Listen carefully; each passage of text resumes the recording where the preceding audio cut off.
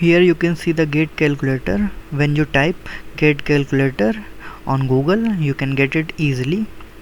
Now it's not like your 991 or 100 ms whatever calculator you are using. It's something different. I will tell you how different it is.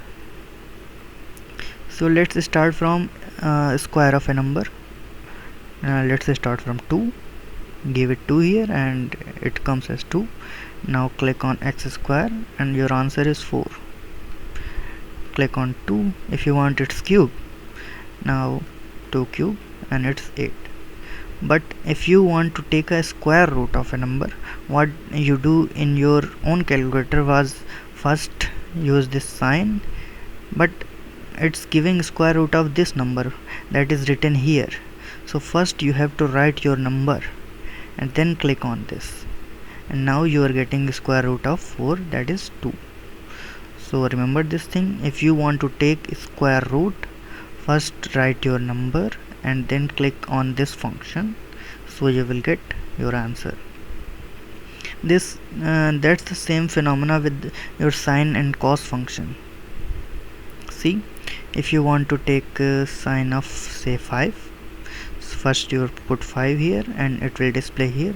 Now click on sine and it will come up sine of 5, that is minus 0.95. Now what's this R stands for? So this R is for radian. The value 5 you have entered is in radian. If you want your value to be entered in degree, this is the tab degree and radian. Now click on degree, insert 5, click on sine function. Now it will come as sine d5. D stands for degree. And these are functions for your memory functions, which you may not need in your gate examination, but I will tell you how this works.